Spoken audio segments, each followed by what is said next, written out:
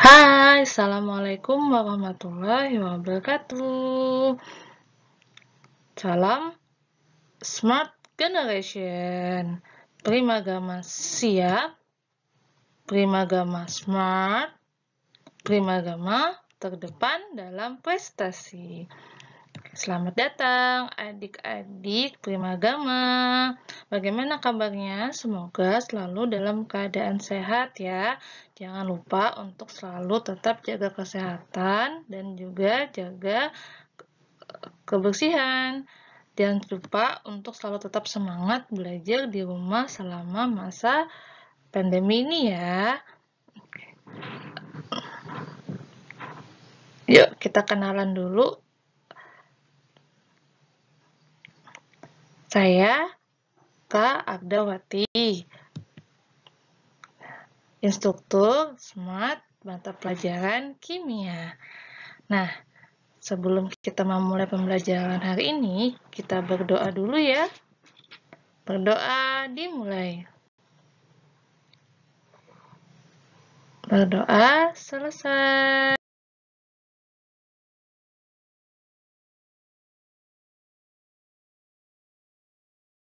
Hari ini kita akan membahas persiapan penilaian akhir semester 2. Jadi, silahkan untuk anak-anak menyimak materi berikut. Semoga bermanfaat ya.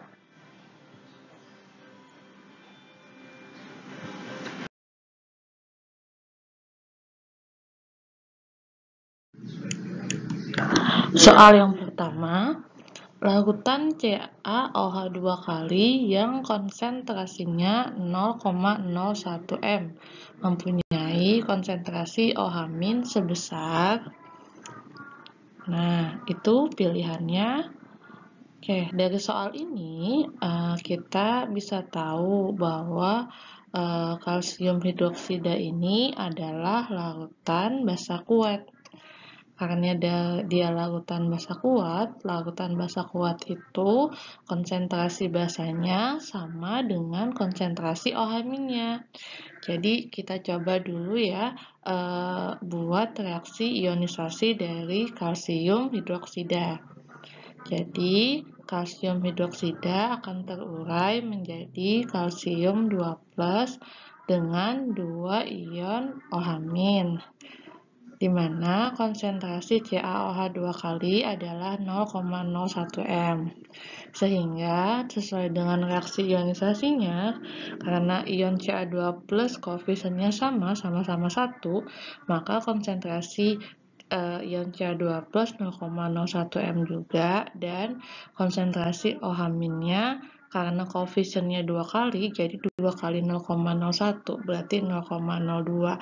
Sehingga jawabannya adalah yang B, 0,02 m.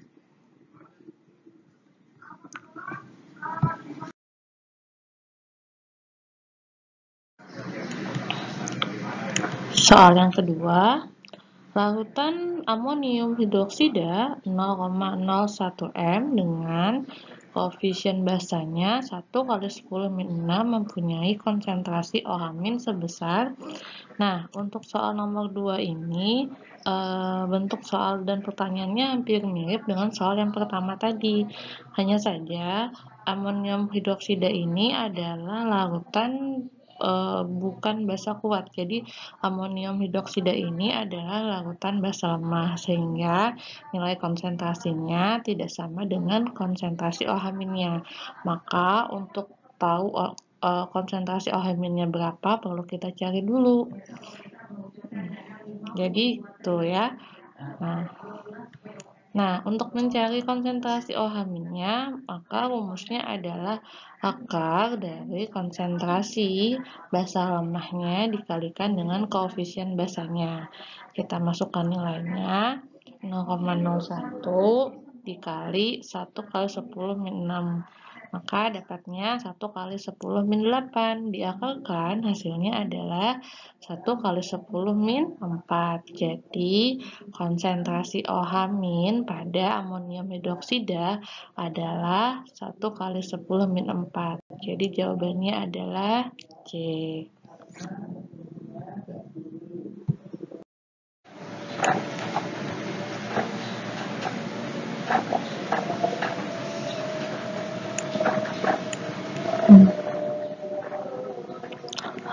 Soal yang ketiga, 5,8 gram magnesium hidroksida dengan AlMg 24, oksigen 16, dan H1 dilarutkan dalam air hingga volume larutan 200 ml. pH larutan tersebut adalah... Nah, di sini kalian diminta untuk menentukan pH dari zat magnesium hidroksida yang diketahui masanya. Jadi kita tulis dulu yuk diketahuinya. Diketahui massa magnesium hidroksida 5,8 gram. MR-nya dari perhitungan hasilnya adalah 58 dan volume air lautan adalah 200 ml atau kalau diubah jadi liter 0,2 liter. Yang ditanyakan adalah pH larutan. Nah, kita jawab. Jadi tugas kalian yang pertama adalah menentukan nilai molnya. Mol itu rumusnya massa dibagi mR, sehingga kita hitung massanya 5,8 dibagi mR-nya 58, maka mol dari magnesium hidroksida adalah 0,1 mol. Kemudian konsentrasi magnesium hidroksidanya adalah dicari dengan mol dibagi volume.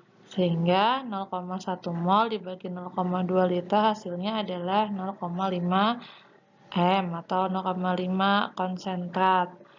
Nah, MgOH ini kita jabarkan atau kita ionisasikan, yaitu menjadi magnesium, ion magnesium 2+ dan 2 ion hidroksida atau OH-. Karena MgOH 2- adalah konsentrasinya 0,5 dan hasil ionisasinya, hasil penguraiannya Mg2+ itu 0,5 M. Sehingga hidroksidanya 1 M karena koefisiennya 2 kali. Nah, untuk ngitung pH-nya kita tidak bisa langsung ngitung pH. Jadi harus ngitung pOH dulu karena ini adalah basa kuat. Jadi pOH sama dengan min log konsentrasi OH min. Nah, pOH min log 1M. Jadi OH-nya adalah 0. Sehingga kita hitung pH-nya 14 kurang pOH sama dengan 14 kurang 0 sama dengan 14.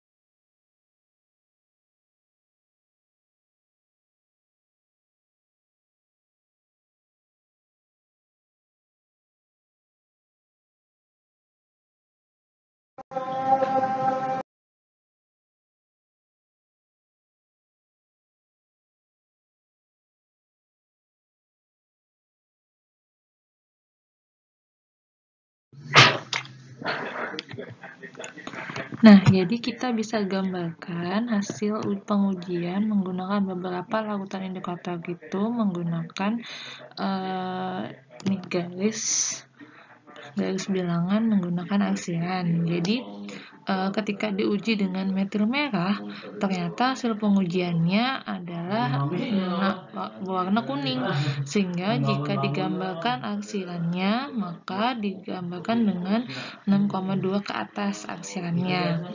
Kemudian, jika menggunakan metil jingga, warnanya juga kuning, sehingga dari trayek metil jingganya kita bisa gambarkan, kita arsir dari angka 4,4 sampai akhir.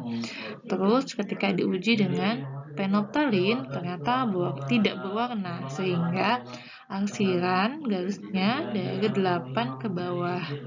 Nah, yang terakhir diuji dengan bromtimol biru, ternyata berwarna biru, sehingga arsirannya dimulai dari 7,6 ke atas.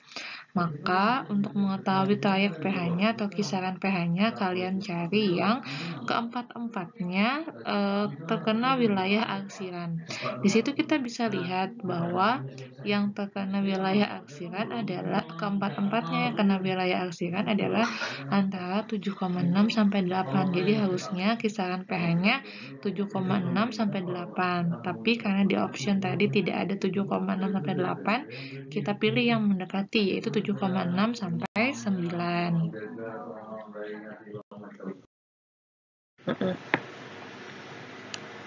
Oke. Soal nomor 5, pasangan asam basa konjugasi dari reaksi HNO2 menjadi CH3, COOH 2+ dan NO2- adalah. Jadi, pada soal ini kamu disuruh menentukan pasangan asam basa konjugasi. Asam dengan basa konjugasi atau basa dengan asam konjugasi.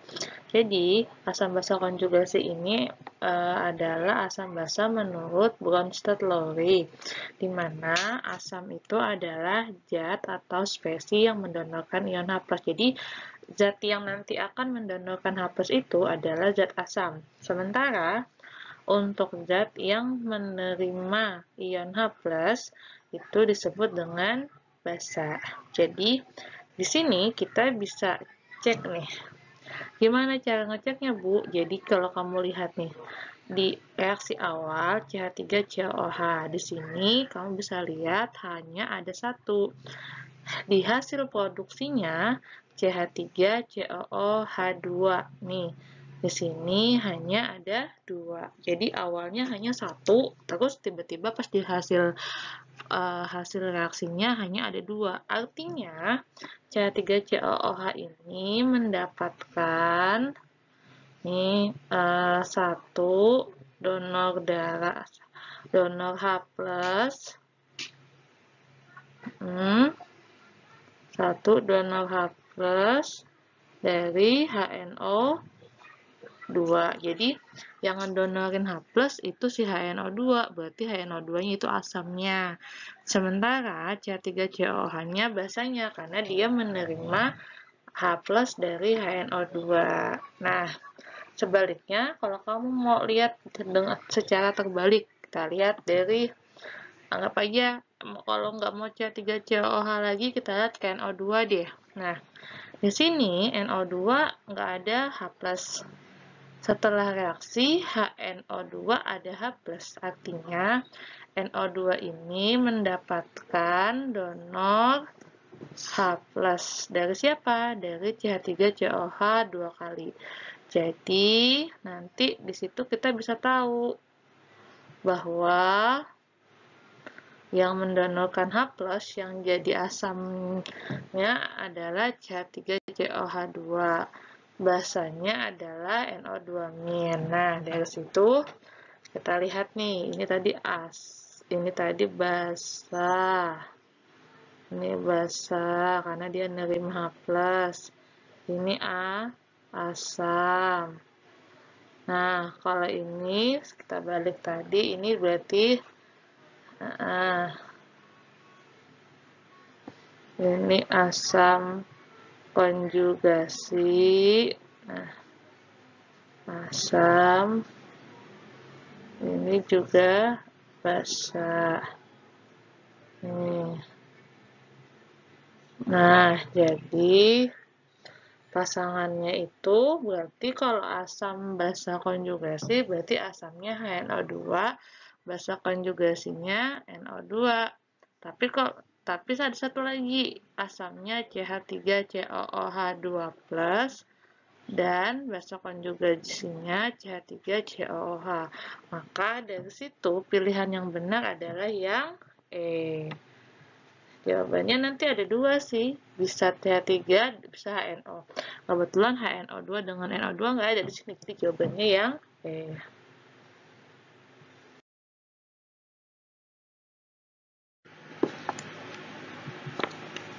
Soal selanjutnya, volume larutan HCl 0,2 m agar dapat dinetralkan oleh 20 ml larutan NaOH 0,1 m adalah, jadi di sini adalah soal tentang pengenceran atau istilahnya titrasi ya.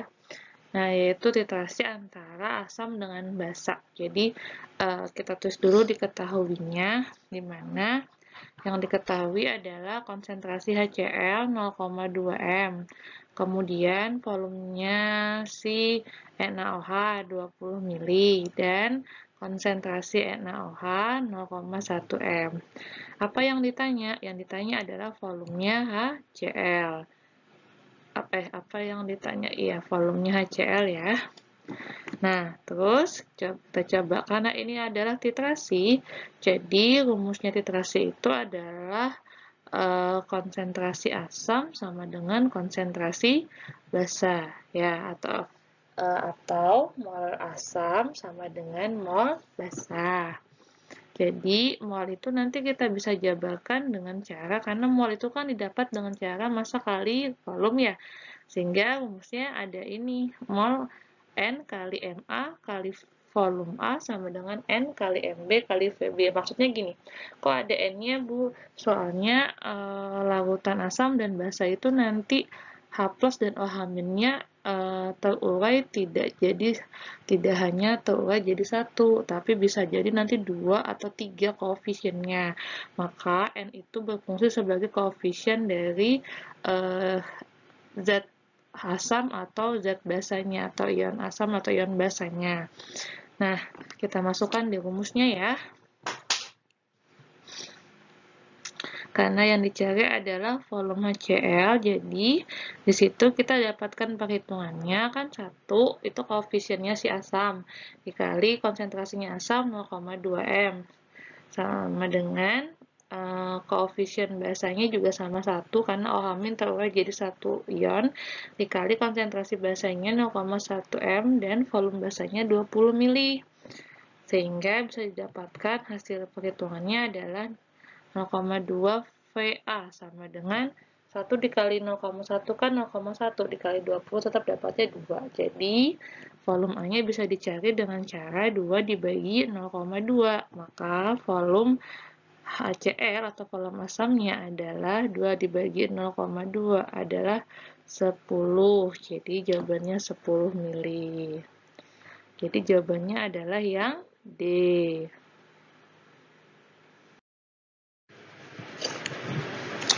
Selanjutnya, banyaknya NaOH yang dibutuhkan untuk menetralkan 1 mol H2SO4. Jadi pertanyaan soal ini adalah masih tentang titrasi. Jadi dia nanya, kalau kita punya 1 mol asam sulfat, maka NaOH yang diperlukan supaya nanti dia netral adalah berapa mol. Jadi sebenarnya ini bisa pakai rumus yang tadi juga kita gunakan di soal sebelumnya.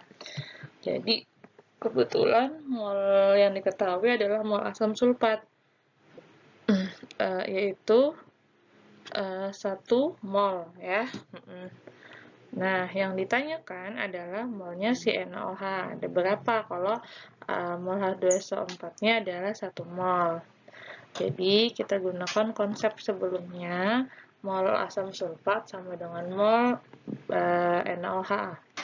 Nah, di sini molnya langsung dikalikan dengan koefisien, karena kan tadi kalau NaOH koefisien OH-nya 1, kalau H2SO4 hapusnya terionisasi jadi 2. Jadi 2 dikali 1 dan mol NaOH-nya kan 1, tapi koefisiennya 1. Jadi kita bisa lihat nih, oh mol NaOH-nya didapat dengan cara 2 dibagi 1, dapatnya 2 mol. Nah, jadi ini jawabannya adalah yang D.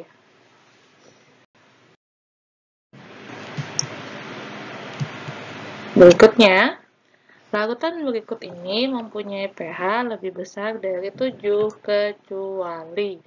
Nah, dari soal ini kamu disuruh memilah di antara 5 option ini yang mana yang punya pH lebih dari 7. Kalau dia diminta pH yang lebih dari 7 artinya dia meminta larutan yang sifatnya basa ya. Kebetulan di sini kan ada 5 zat yang harus kita analisis. Yang mana yang punya pH lebih besar dari 7. Oke, kalau gitu kita sama-sama analisis ya. KOH.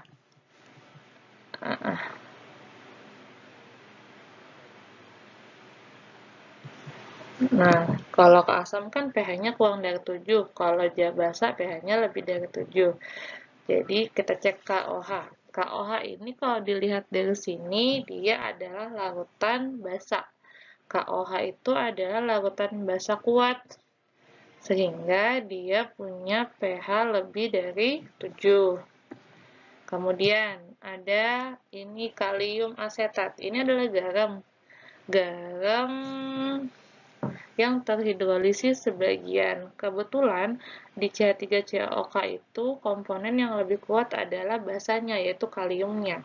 Karena asam asetatnya dia lemah, sehingga dia cenderung jadi garam basa. Karena garam basa, maka pH-nya juga lebih dari 7. Kemudian ada NH4Cl. Nah, di sini NH4Cl itu termasuk garam juga, garam terhidrolisis sebagian. Tapi yang kuat adalah asamnya, yaitu Cl dari HCl, sementara NH4-nya itu adalah basa lemah. Karena yang kuat adalah si Cl-nya, sehingga dia termasuk garam asam, sehingga pH-nya kurang dari 7. Nah, selanjutnya ada larutan magnesium hidroksida. Magnesium hidroksida hampir sama kayak kalium, dia termasuk golongan basa kuat, di mana kalau basa kuat, pH-nya nanti tuh 7, lebih dari 7 karena dia basa. Yang terakhir ada natrium sulfida. Natrium sulfida termasuk garam, di mana dia juga termasuk garam parsial. Kenapa garam parsial? Karena salah satu komponennya ada yang lebih kuat, yaitu untuk Na2S adalah Na-nya, dia dari basa kuat, sementara S-nya dari asam sulfida, asam lemah, sehingga garamnya bersifat garam basa. Oleh karena itu, pH-nya nanti Na2S itu lebih dari 7. Karena yang ditanya adalah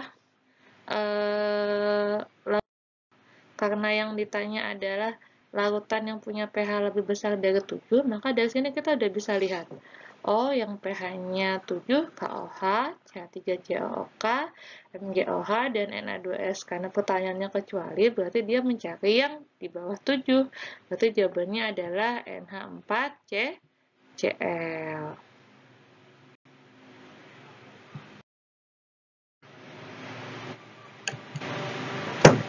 Nah, berikutnya soalnya adalah garam berikut ini yang tidak mengalami hidrolisis. Jadi, kamu diminta mencari di antara 5 senyawa itu yang tidak mengalami hidrolisis. Hidrolisis itu akan terjadi apabila salah satu penyusun garam bersifat asam atau basa lemah, sehingga bisa terhidrolisis oleh air. Jadi, hidrolisis itu adalah proses reaksi dengan air, di mana air akan bereaksi dengan zat yang sifatnya lebih lemah. Jadi, kalau seandainya dalam suatu zat, salah satunya ada yang lemah, maka yang lemah itu yang akan terhidrolisis. Tapi, kalau misalnya dua-duanya dia lemah, penyusunnya, maka dua-duanya akan terhidrolisis. Makanya biasanya dikenal dengan hidrolisis total. Tapi kalau hanya salah satu komponen saja yang lemah, maka biasanya disebut dengan terhidrolisis parsial, karena sebagian saja yang terhidrolisis. Tapi kalau penyusunnya dua-duanya adalah asam atau basa kuat, maka garam itu tidak terhidrolisis. Nah, kita coba ya, NH4Cl. Di sini kita bisa lihat garam ini adalah garam asam. Yang kuat adalah Cl-nya, sehingga NH4 itu adalah basa lemah. Maka dia termasuk garam yang terhidrolisis parsial atau sebagian. Yang terhidrolisis siapa? NH4-nya, karena basanya lemah. Kemudian ada AlCl3. Di sini Al itu termasuk basa lemah dan Cl-nya asam kuat. Jadi dia juga termasuk dalam kategori garam yang terhidrolisis sebagian atau parsial. Yang terhidrolisis adalah Al-nya. Kemudian ada KCN. Nah, KCN ini kebetulan yang lemah adalah cyanidanya, CN-nya, kayaknya kuat. Ini juga termasuk terhidrolisis sebagian atau parsial. Nanti yang terhidrolisis adalah cyanidanya atau CN-nya. Terus ada MgCl2 atau magnesium klorida. Magnesium klorida ini kalau kita lihat dari senyawanya dia tersusun dari Mg itu dari basa kuat dan Cl dari HCl asam kuat sehingga dua-duanya sama-sama kuat. Karena sama-sama kuat, maka garam ini adalah garam yang tidak akan terhidrolisis. Oleh karena itu, dia nanti akan punya pH sama dengan 7. Yang terakhir ada Na2CO3. Kebetulan di sini yang kuat adalah natriumnya, basa kuatnya, sementara yang lemah adalah asamnya, asam lemah. Maka yang terhidrolisis nanti adalah si CO3-2-nya. Jadi, Na2CO3 ini termasuk terhidrolisis sebagian atau parsial. Kebetulan yang ditanya yang tidak mengalami hidrolisis.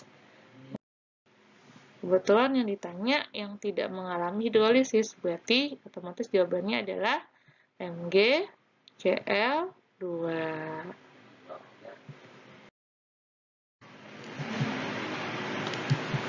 Nah, soal terakhir di sini soalnya besarnya pH dari 500 ml larutan C3CONA 0,4 M, di mana Ka-nya 10 pangkat min 5 adalah, jadi kamu diminta ngitung pH dari garam basa dengan konsentrasi 0,4 M dan volumenya 500 ml. Jadi kita tulis dulu ya diketahuinya.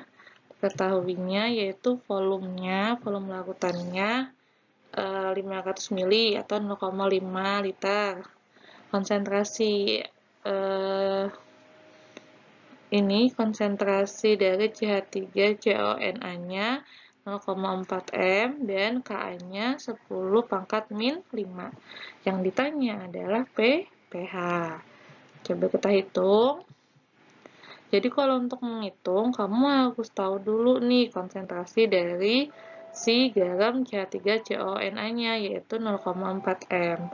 Karena ini adalah garam, maka kita cek dulu kan siapa yang akan terhidrolisis. Kebetulan yang terhidrolisis di sini adalah asetatnya, CH3COO-nya. Maka kita cari tahu dulu konsentrasinya berapa dengan cara kita ionisasikan. Nah, jadi CH3CONA akan terurai jadi Na plus dengan CH3COO-, di mana konsentrasi CH3CONA-nya 0,4 M dan Na plusnya karena koefisiennya sama dengan CH3CONA, maka konsentrasinya 0,4 M juga. Begitu pula dengan ion asetatnya, CH3COO- konsentrasinya sama 0,4 M. Nah, karena CH3COO-nya sudah tahu konsentrasinya, sekarang tugas kita adalah tinggal mencari H+. Kenapa harus dicari H+? Karena ingin menghitung pH-nya, ya. Nah, kebetulan di sini kan tadi CH3CONA, dia kan berarti garam basa. Jadi dia pakai OH-, bukan H+. Nah, OH- sama dengan akar KW dikali Ka dikali konsentrasi anion. Kenapa anion? Karena di sini yang lemahnya adalah asetatnya. Nah, kita masukkan nilainya. KW-nya itu kan tetapan air, 1 kali 10 min 14.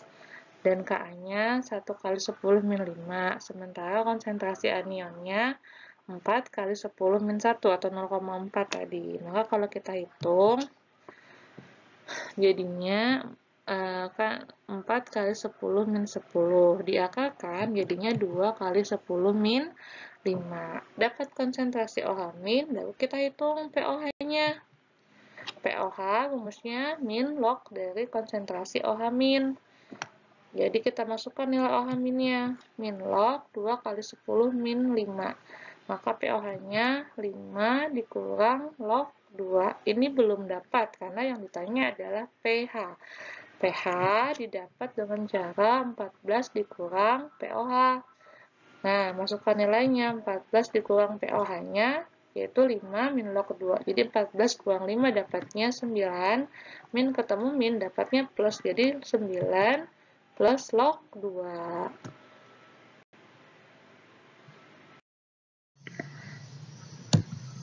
Oke, cukup sekian. Terima kasih. Semoga ilmunya bermanfaat. Kita bertemu kembali pada video selanjutnya.